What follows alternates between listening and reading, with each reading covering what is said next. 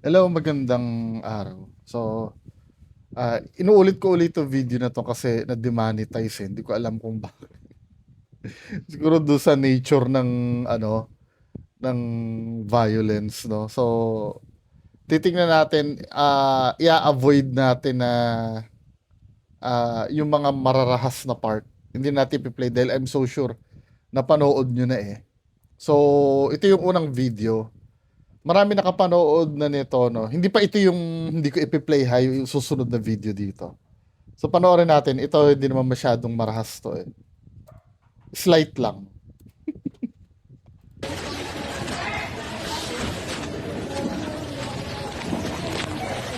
Dalisan niya yan.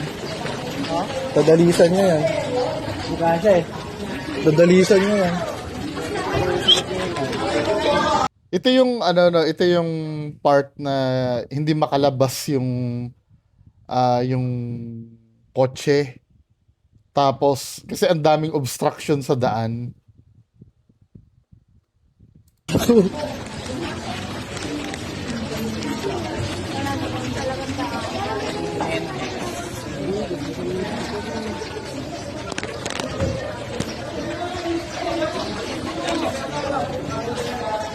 Ang ina, tatapon niya yan. Ah,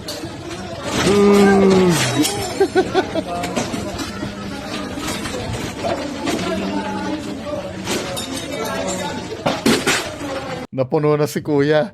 Pahara-hara kasi, eh. Oh, dami kang babayaran dyan, boy. Pwede reklamo yan. Hindi ko lang kakakasuhan yan ha. Makakasuhan yan bro. Bang! Ang lutong! Wala, eh, no? Pasada niya. Bad mood, eh. Wait lang kasi. Kailan? Meron kayo sarap po. Aray! Sarap yung mags. Aray ko po. Hindi yung NXL. Parang sa school siya, no? Mamaya babasahin natin yung caption ni Sir James Dickey. Tumabang ng beta, tumbang.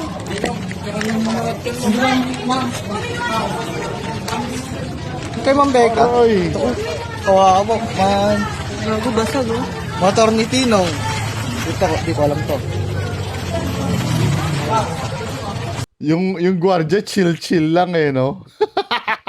Walang nagawa yung gwardiya. Tingnan nga natin. Parang nakita ko siya dito, eh, nung pinlay ko, eh. Wait lang kasi. Kailan? Meron kayo sarap po. Aray! Sarap yung mags. Aray ko po. Asan yung gwardiya? Parang nakita siya kanina, eh. Parang hindi man lang umassist yung gwardiya. Hindi ko alam kung yung... Hindi naman sa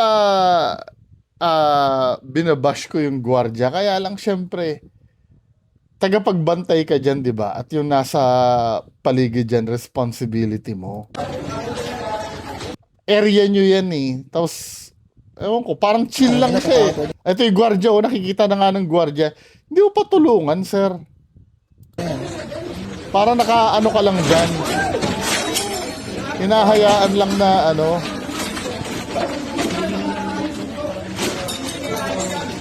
chill lang yung gwardiya, eh, no? Ay, sorry, hindi nyo pala nakikita. Kung makikita nyo dito, izo-zoom ko, ha? Hindi kasi naka-zoom, eh. Kung makikita nyo doon si Manong Guard, i-rewind ko ng konti, ha? Andun lang siya habang hinahagis yung mga motor. Ayun lang siya. Hindi niya man lang tulungan. Ito, oh. Nakita nyo si Manong Guard, yan, oh, yung may necktie. Ba't wala siyang ginagawa?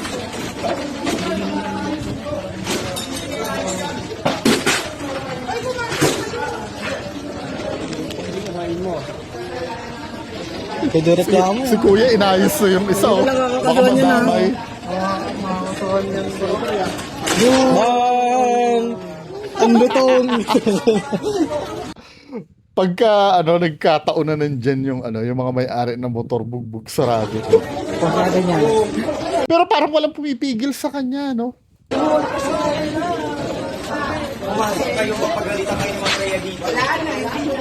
Wait lang kasi. Kailan? Meron kayo sarap po. Aray, sarap yung mags. Aray ko po. Tapos, tapos nandiyan si kuya. Hindi yung NXL. Kunin mo kayo motor, ilipat mo na. Pag yung motor ni Ma'am Becca, tumbang. Pati ano, ma'am. So, meaning sa school ito. Motor daw ni ma'am eh. kay Ma'am Becca. Kawawa po. Gago, basag oh. Motor ni Tinong. Di ko alam to.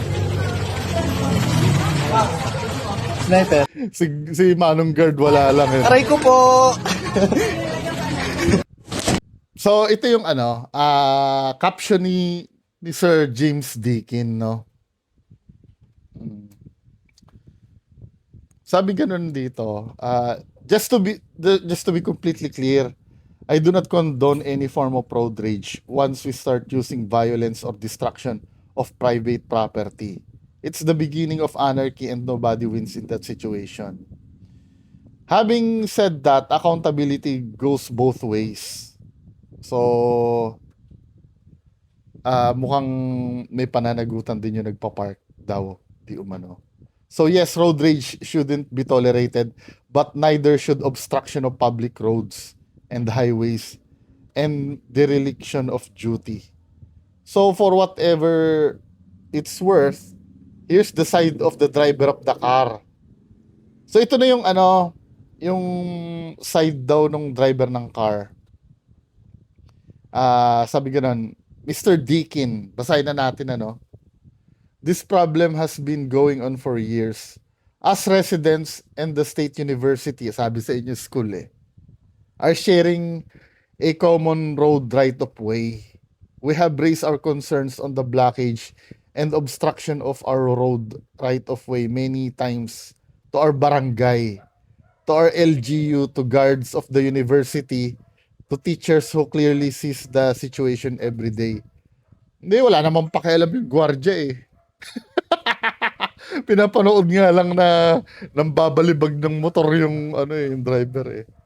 At some instances, both the barangay and the LGU sent personnel to clear the area and issue citation tickets to violators, but after 1 to 2 days, it would go back to the same situation. Ganun naman talaga. Yan ang pinakamalaking problema sa Pilipinas, yung ningas kugon.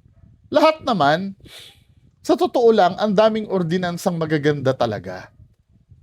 Yung bawal manigar. Naalala ko may ordinansa nun eh. Correct me if I'm wrong, sa pagkakaalam ko, panahon yata ni Duterte nationwide yung bawal manigarilyo. Ngayon wala na. Sa una, stricto. Pero magaganda naman yung mga ordinansa eh. Ang problema lang talaga yung pagpapatupad. Pag nakatamaran na, kasi alam mo yun, matrabaho, maninita ka. Pero useless pagka hindi paiigtingin. Katulad nito, no? Ganyan yan. For example, nung bumili ako ng motor, with all due respect kay Asek Lacanilaw, nung pinabilis na nila yung pag-release ng paper tsaka plaka. Sabi daw 1 week lang nung mga una mabilis na talaga. So ine-expect ko nung bumili ako ng motor, marirelease ng mabilis-bilis din. Then inabot ako ng 2 buwan. Sabi ko akala ko mabilis na. Sabi sa akin nung taga-kasa, sir, bumabalik na sa dati. Yun ang problema. Sa umpisa lang talaga. Kaya, hindi ko masisisi si Gabriel Guminsan, no? Although MMDA yun. Ito yata sa probinsya yata ito nangyari eh. Although MMDA yun, kailangan pa talagang araw-arawin yung mga ganun eh. At ako talagang pinapakita sa social media na may nahuhuli. Para kahit pa paano may reminder. No? Yun kasi ang problema. Katulad dito sa neto sa concern na to. buti nga ito, ano eh, ay buti nga yung sa Manila, naabot pa ng isang buwan bago bumalik sa dati. Ito 1 or 2 days, balik uli sa dati. And the problem reoccurs again since the university doesn't provide enough parking space for the students, but I am not aware of the parking policies inside the university. No parking signs are visible in the area. Sometimes the signage are vandalized, removed, or moved so they could park. Sometimes I personally put back those same signage for us to be able to pass the road. So public road pala yon. Akala ko sa sa loob ng ng school. Minsan kahit walang signage kasi dapat nagkukusa na tayo eh. Yun yung disiplina ba? Mga simpleng bagay, yung kahit hindi na pagdating sa parking, no, yung simpleng concern mo sa kapwa mo, yung for example pipila ka, no, o yung halimbawa sasakay ka sa UB Express. Alam mo yon, yung sinong madalas sumakay sa UB Express dito? Kasi sumasakay ako sa UB Express before eh. Ang nakakainis na part doon, no, yung maraming sumisingit. Yung sana maging concern ka naman kung alam mo sa sarili mo na ikaw yung huling dumating, hindi ka dapat yung mauuna. Basic yun eh. Naiintindihan ko, pare-pares tayong pagod or may importante kang pero hindi lang naman ikaw may importanteng gagawin eh. I'm so sure yung mga pumila din, importante din ang gagawin ito. Na kung ililipat natin dito yung yung logic, no? Yung pagpa-park mo, hindi ba parang dapat isipin mo muna, itong pagpa-park ko kaya makaka-obstruct ba ito sa daan? Hindi naman sa ako, yan ang laging concern ko eh. I don't know kung kayo din ganyan, yung for example, sa parking, oo, pwede mag-park. Pwede siya mag-park, no? Kasi wala naman nagbabawal mag-park eh. Pero iisipin mo muna, itong pagpa-park ko ba makakaabala ko sa daan? Or halimbawa, yung pagpaparkan ko, makakalabas ba yung nakapark dun sa harap ko? Just in case na dumating na siya. May mga tao kasing walang paki sa ganun eh. Nabubuisit ako dun eh. For example, last time, no, magpapark ako sa Dali. Tapos, sorry ha, yung iba rider, hindi mo alam kung bobo o palabas na ako, no, nakita niya naman na sinususi ko na yung motor ko. Magpapark pa rin siya doon sa likod ko. Alam mo yon, sobrang tanga mo na ba para hindi ka maging sensitive sa paligid mo? Yun ha, kita niya na ako, sinususi ko na yung motor, paalis na ako. Biglang magpapark sa likod ko. Come on. Hindi ko alam kung sobrang tanga na yun or talagang insensitive lang talaga. Ito, no, yung parang ganito din sana yung mangyari sa mga nagpa-park, yung maging sensitive. Although katulad ni Sir James Deakin, hindi naman katanggap-tanggap din yung ginawa ng driver. Pero yung yung maging concern ka man lang sa iisipin mo, ilagay mo din yung sarili mo dun sa maaabala. Paano kung akong dadaan dito, makakadaan kaya ako? Madali lang naman isipin yun eh. Kahit nga dito sa subdivision namin, iniisip ko yun pag magpa-park ng motor eh. Kailangan nakaganon, hindi pa ganyan. Kasi may mga kapitbahay ako na nagpa-park ng motor, papaganyan. Dapat papaganon kasi ito yung daan eh. Iniisip ko yun, kahit na medyo kailangan magmaniobra pa ako, kailangan papaganyan, hindi papaganon. Dahil pag papaganon, kinakain mo na yung daan eh. Diba? Napaka-basic naman yun. Hindi ko alam bakit yung iba walang ganon. Or siguro dahil yung mentality na marami namang gumaganon, edi magganon din ako. Sometimes guilty din ako dun eh.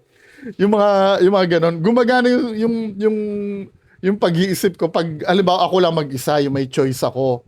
Haharangan ko ba to o hindi. Pero yung minsan ako pagkukulang ko din yung porkit ginagawa ng lahat, gagawin ko na rin. 'Di ba? Hindi rin pala siya maganda. So, ito pagpatuloy natin nakalagay dito. 2 weeks ago, 2 linggo na nakakaraan daw, I was fixing some signage. I saw one faculty member at the area approach her and ask her to help us discuss on how we could work together to resolve the issue. She said she couldn't do anything about it and it's not her job and she is not the person to talk to. Isa pa yan, ano? Unang-una, taga dun ka. Hindi ba pwedeng pag may meeting kayo, may open mo yan? Or sabihin mo man lang, sige po, pag nag-meeting kami, iko-concern ko. Kadalasan, isa rin problema yan. Ano? Pag hindi niya trabaho, ako pagkahalimbawa, nung nasa nung nasa retail ako, pag may ganyang katwiran na tao namin, sinisiba ko talaga. Hinahanapan ko ng dahilan para matanggal. Ayoko kasi ng ganyan, sayang yung benta. Yung for example, may magtatanong, napagtanungan ay yung aming maintenance. Maintenance nga naman siya. Hindi siya yung nagtitinda ng produkto doon. Pero maano man lang na i-assist mo yung customer at ituro mo doon sa taong nakakaalam. Yung halimbawa hindi ko po alam eh. Tapos tuloy pa rin siya sa pagmamap. Yung gano'n, kahit hindi mo trabaho, yung magkaroon ka man lang ng concern doon sa pinagtatrabahuhan mo. Laging katwiran yan eh. Andiyan na naman tayo doon sa doon sa ba ito? Faculty member, malamang teacher ito, no? Sabi niya gano'n. Faculty member eh. May faculty member ba na hindi teacher? Anyway,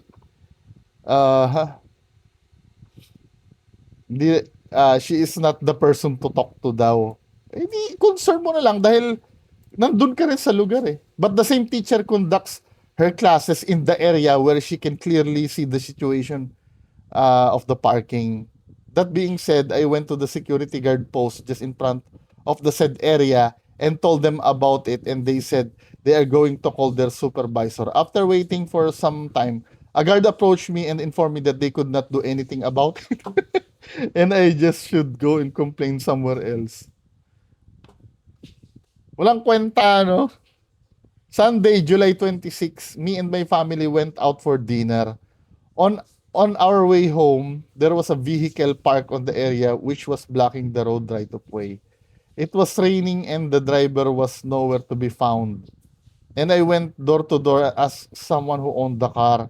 I was so furious that night, but again calmed myself down. Monday, on my way out, it was the same situation again. I tried to move the motorcycles, but which were blocking the road so that I could go through. On my way back, there was a motorcycle blocking the road again and moved them again. Mr. Deakin, I do this almost on everyday basis. I pass through this road not only once but multiple times every day since I am not an employee. I drive my kids to the school in the morning and pick them up for lunch and driving them back to school, blah blah blah blah blah blah. Tuesday morning, yung Martes, we have doctor's appointment since my wife is suffering from asthma. The situation, I just totally lost it. And I'm sorry for it. I am not proud of it, what I did, Mr. Deakin. Ang primary concern niya daw, that the video have already reached ASEC Marcos Lacanilao. Nako! Nakarating na sa LTO. It scares me that I might get judged without knowing the real story behind it. I never had any traffic violations and is never involved in any traffic accidents. Well, now meron na. I am self-employed and I cannot afford getting my driver's license suspended or worse, revoked. Yun nga lang, kahit ako din, naiintindihan ko din yung situation mo, no? Pero, mali pa rin yung ginawa. Hindi kasi pwedeng sabihin na kaya mo winasak yung mga motor ay dahil nabwisit ka na ng lubusan. Oo, yung frustrations kasi nandoon eh. Kaya lang, ang malaking pagkakamali mo, nawalan ka na ng pasensya.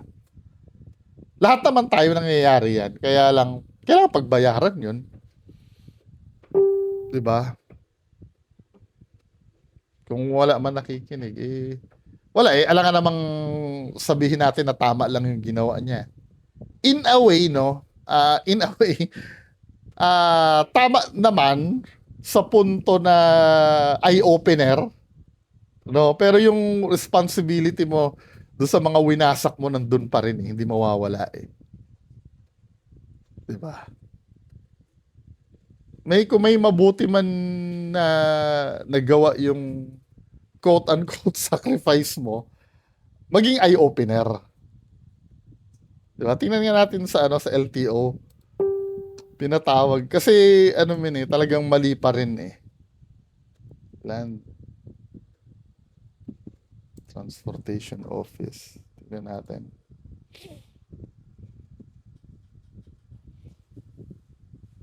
Ito may issue dun sa yung pagkukumpis ka ng driver's license. Dapat naman talaga hindi. Paano kung taga-iba yung ano? Aha.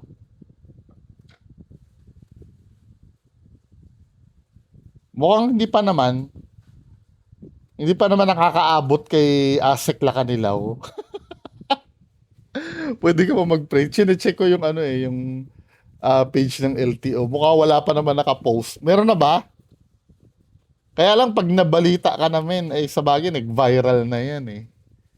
Imposibleng hindi, Ang nakakalungkot pa, isa pa sa mga teacher yata yung nag-park doon na parang wala din concern. Well, sana ma-fix yung problem, no? Well, yun lang naman ang pag-uusapan natin ngayong hapon. Ano sa tingin nyo mga kababayan ko? Comment lang po kayo sa baba.